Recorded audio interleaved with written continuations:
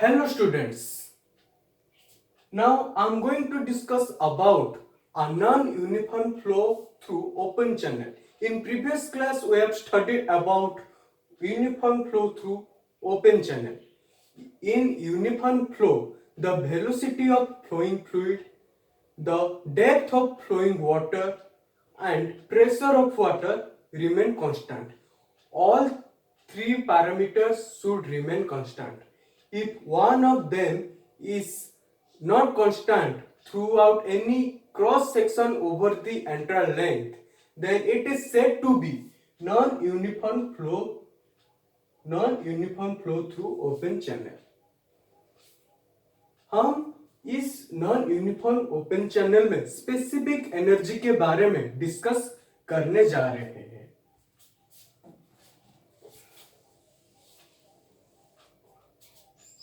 देखिए, हम Bernoulli's equation में क्या पढ़े थे?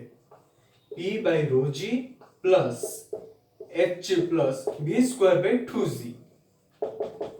P बाई रो जी ये तो एक्सटर्नल प्रेशर के वजह से जो करस्पॉन्डिंग हाइट और हेड बोलते हैं टेक्निकल टर्म में, ये जो जेन होता है इसको बोलते हैं प्रेशर हेड और ये डाटम हेड। यानी अगर कोई भी ऑब्जेक्ट अगर कहीं ऊपर हो तो उसके वजह से जो एनर्जी एक्यूमुलेट होता है उसको बोलते हैं पोटेंशियल एनर्जी। उसके करेस्पॉन्डिंग जो टर्म है इसको बोलते हैं एच यानी डाटम हेड। और ये है काइनेटिक हेड यानी रिवर फ्लो होने के कारण यानी भी वेलोसिटी में मूव करने के कारण जो हेड निकलता है उसको बोलते हैं v स्क्वायर बाई 2g। ठीक है, एक्चुअली क्या होता है, ये पहले Pv वो होता है प्रेशर एनर्जी, mgh वो होता है potential energy, half mv square वो होता है काइनेटिक एनर्जी। हम उसी से रो जी डिवाइड करके उसके करेस्पॉन्डिंग हेड यानी हाइट हम निकालते हैं। सॉरी, ये जीरो नहीं है, ये एक कांस्टेंट है through out any cross section. चलो हम बात करते हैं स्पेसिफिक एनर्जी के बारे में।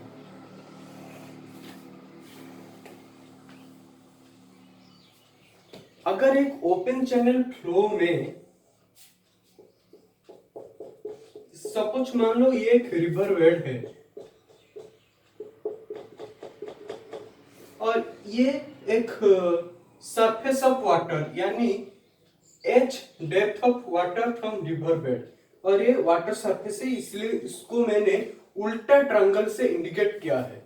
और मान लो ये एक डाटम लाइन है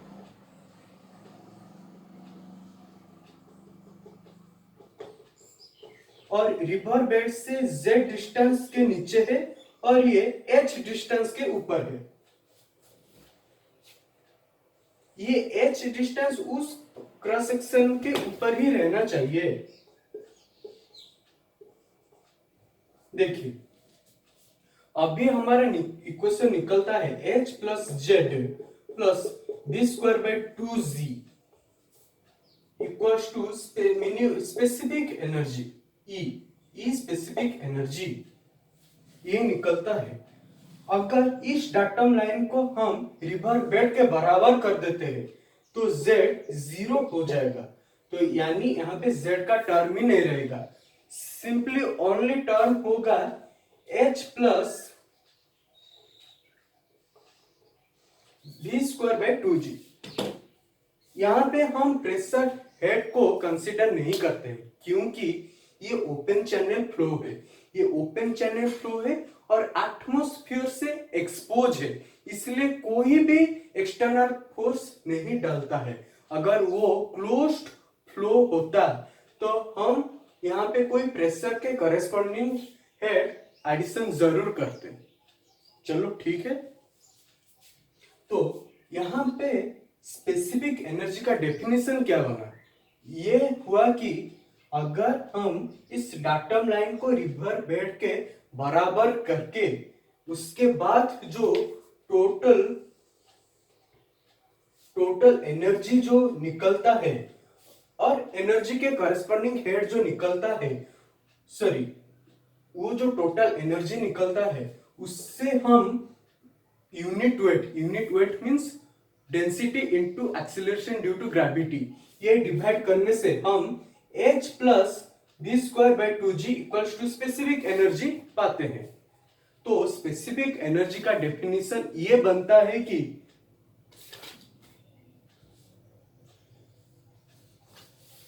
the total energy per unit weight of liquid with respect to bottom of the channel, ये बनता है। तो हम डिस्कस करेंगे specific energy curve. Specific energy curve क्या होता है?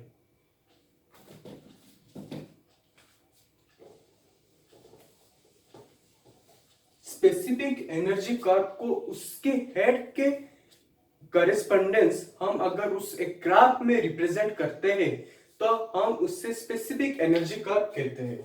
E equals to h plus b square by 2g।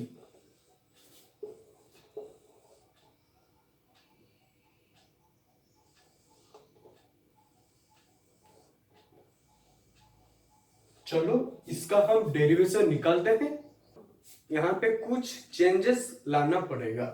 देखिए, पहले ये देखिए, अगर h 0 रहेगा तो स्पेसिफिक एनर्जी भी 0 होगा। अगर h 1 रहेगा ये भी 1, अगर h 2 रहेगा ये भी 2, अगर h 3 रहेगा ये भी 3। ऐसे बन के क्या होता है ना, ये एक स्ट्रेट लाइन बनेगा। सपोज मान लो ये टर्म नहीं है, इसको पहले मान लो। तो यहां पे किसी भी एक पॉइंट को चुन लो जहां की x एक्सिस का वैल्यू और y एक्सिस का वैल्यू सेम ही है, इसलिए इसका एंगल x एक्सिस के साथ 45 डिग्री ही है। 45 डिग्री ये पोटेंशियल एनर्जी वाला ग्राफ। अगर मान लो ये h टर्म को मन से निकाल लो और v स्क्वायर बाई 2g को ग्राफ को बना लो, कैसे बनेगा आप देखो। देखिए,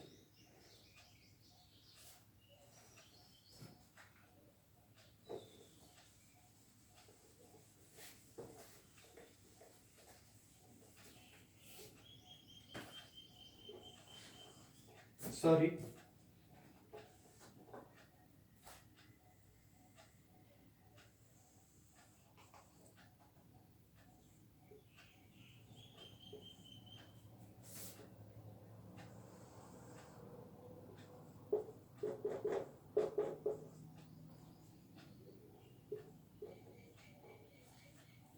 हम यहाँ पे क्या करेंगे, काइनेटिक एनर्जी के कॉरेस्पॉन्डिंग हेड को कैसे रिप्रेजेंट करेंगे, यानी v स्क्वायर बाई 2g को कैसे हम रिप्रेजेंट करेंगे।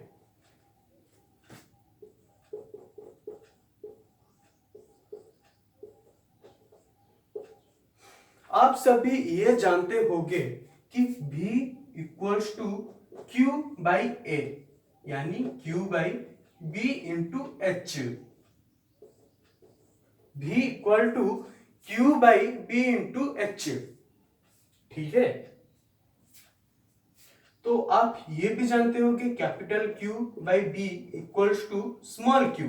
स्मॉल q का मतलब है डिस्चार्ज पर यूनिट विड्थ, यानी capital Q by b is equals to small q।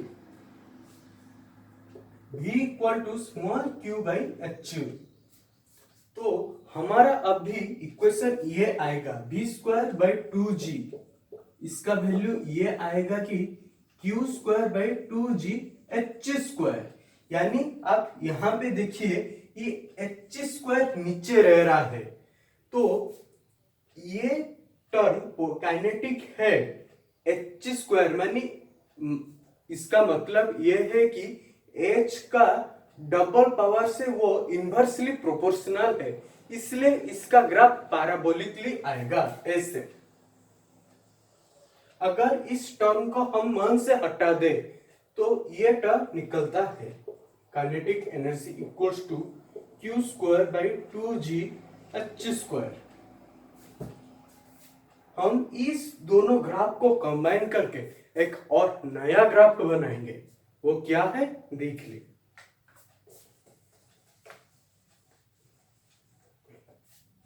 देख लीजिए नया ग्राफ कैसे बनता है। ये दो ग्राफ जो है, ये पोटेंशियल हेड वाला ग्राफ और ये काइनेटिक हेड वाला ग्राफ, इनके बीच में जो भी स्पेस है उसको हम कंबाइनली बोलेंगे स्पेसिफिक एनर्जी। यानी नया ग्राफ के हिसाब से स्पेसिफिक एनर्जी का कर्व ऐसे ही आता है। ये बन गया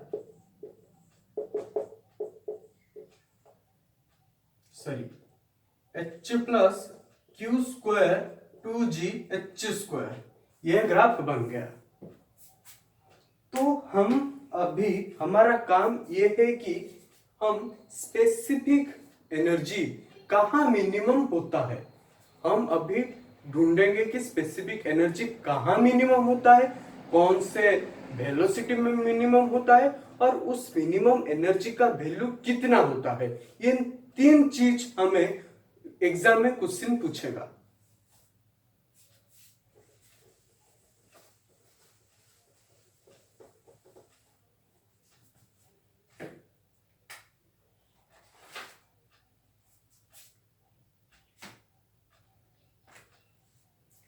चलो देखिए मिनिमम स्पेसिफिक एनर्जी कितना होता है।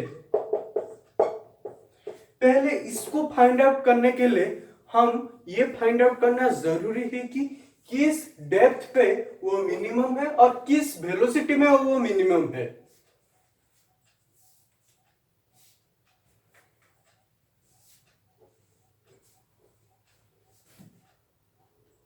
आपने कभी ये टर्म सुना है क्रिटिकल वेलोसिटी और क्रिटिकल डेप्थ? क्रिटिकल डेप्थ का मतलब क्या होता है आप खुद ही सोचिए। कहीं ये तो नहीं क्रिटिकल डेप्थ ये होता है जिस डेप्थ में हमें थोड़ा सा घबराहट का महसूस हो, ये तो नहीं। या क्रिटिकल वेलोसिटी का मतलब ये तो नहीं जिस बहुत ज्यादा वेलोसिटी के वजह से हम थोड़ा घबराहट परेशान फील करते हैं, ये क्रिटिकल वेलोसिटी तो नहीं। आखिर वो है क्या? क्रिटिकल डेप्थ का मीनिंग ये है कि जो डेप्थ ऑफ फ्लो में स्पेसिफिक एनर्जी मिनिमम हो उस डेप्थ को हम क्रिटिकल डेप्थ बोलेंगे, और वही डेप्थ में फ्लोइंग फ्लूइड का वेलोसिटी जितना हो हम उसे क्रिटिकल वेलोसिटी बोलेंगे।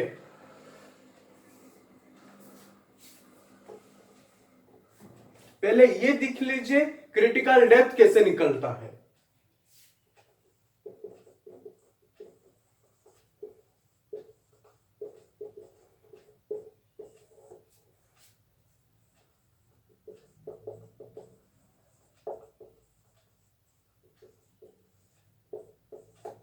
देखिए क्रिटिकल डेप्थ, पहले क्रिटिकल डेप्थ को फाइंड आउट करने के लिए हमें पहला कंडीशन ये जरूरी है कि कौन से डेप्थ में स्पेसिफिक एनर्जी मिनिमम हो रहा है। यानी हमें स्पेसिफिक एनर्जी को पहले मिनिमम करना पड़ेगा। उसके लिए इक्वेशन क्या बनता है, किस डेप्थ के हिसाब से, यानी किस डेप्थ के हिसाब से स्पेसिफिक एनर्जी मिनिमम हो रहा है, यानी derivative of specific energy with respect to depth of flow equals to 0। तो हमारे इक्वेशन ये बनता है कि h plus q square by 2g h square 1 minus 2 into q square by 2g h cube equals to 0।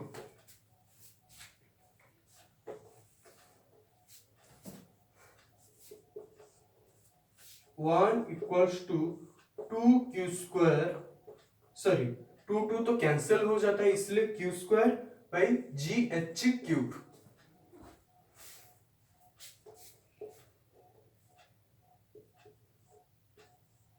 H cube equals to Q square by G, यानी H equals to Q square by G का root cube.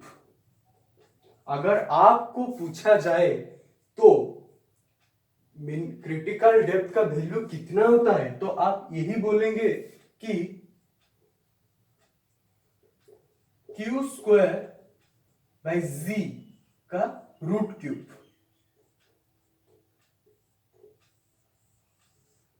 ठीक है, आप ये equation को थोड़ा एक बार जांच कर लीजिए। ओके, हम अभी निकालेंगे क्रिटिकल वेलोसिटी।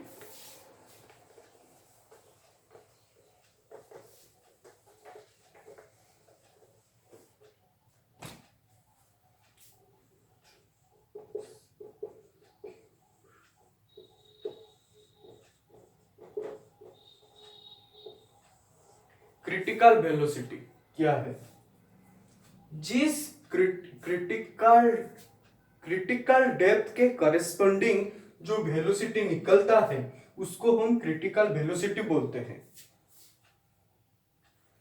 अभी की हमने H minimum equals to Q square by G का रूट क्यूब निकाला। अभी हम निकालेंगे क्रिटिकल वेलोसिटी। हम इसको मिनिमम लिखने के बजाय अगर सी इंडिकेट करते हैं तो और अच्छा होता, क्योंकि हम यहाँ पे क्रिटिकल वर्ड का यूज कर रहे हैं।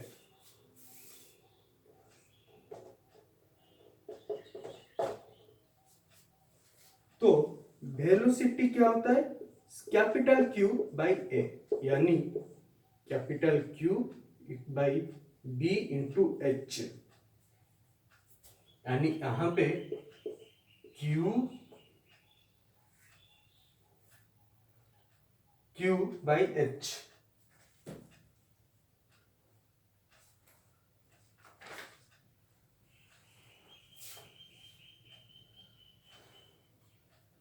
क्यू बाई एच, हम हमारा इक्वेशन अभी निकला एच इंटू वी सी, और यहां पे एच का वैल्यू है Q square G into V C. Q by V C equals to Q square G का रूट क्यूब।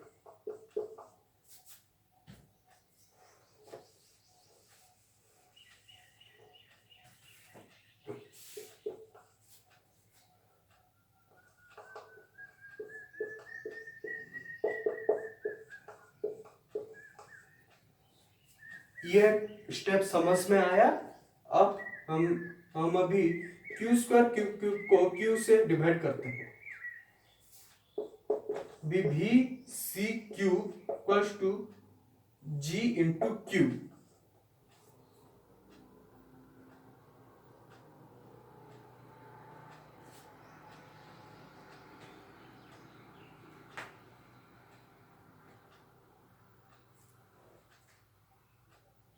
जी c Q,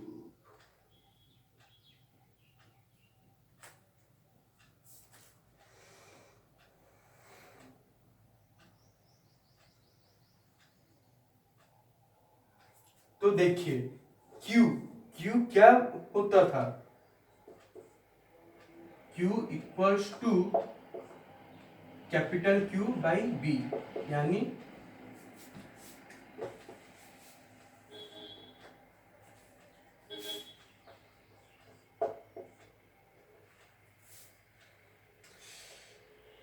B into H into sorry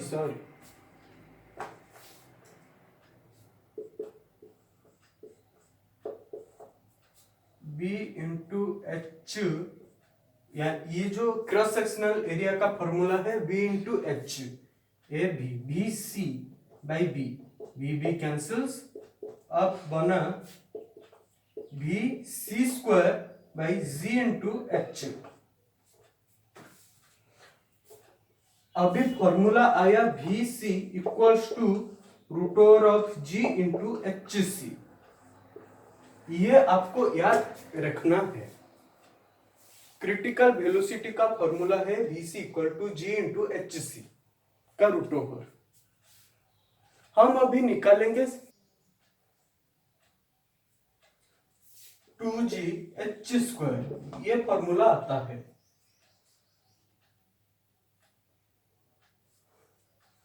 और हमने यहां देख लिया कि Q²/G इक्वल्स टू HC³। हम क्रिटिकल डेप्थ जब निकाल रहे थे तब यही इक्वेशन आया था, आप उसे ठीक से याद कीजिए।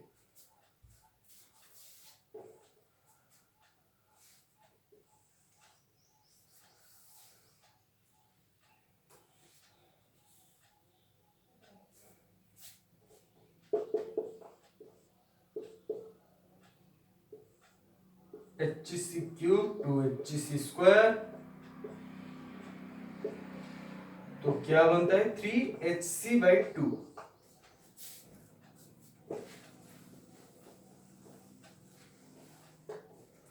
तो मिनिमम स्पेसिफिक एनर्जी का नया फॉर्मूला आया 3HC/2। अगर आपको क्वेश्चंस गिवन होगा, अगर आपको क्रिटिकल डेप्थ या उसके रिलेटेड कई भी टर्म्स देंगे, तो पहले आप क्रिटिकल डेप्थ को निकालेंगे, उसके बाद 3/2 मल्टीप्लाई करेंगे, तब जाके आप मिनिमम स्पेसिफिक एनर्जी को निकाल सकेंगे। एंड इसके रिलेटेड जो जो भी प्रॉब्लम्स है आप उससे सॉल्व करते रहिए। आज के लिए इतना ही। Thank you.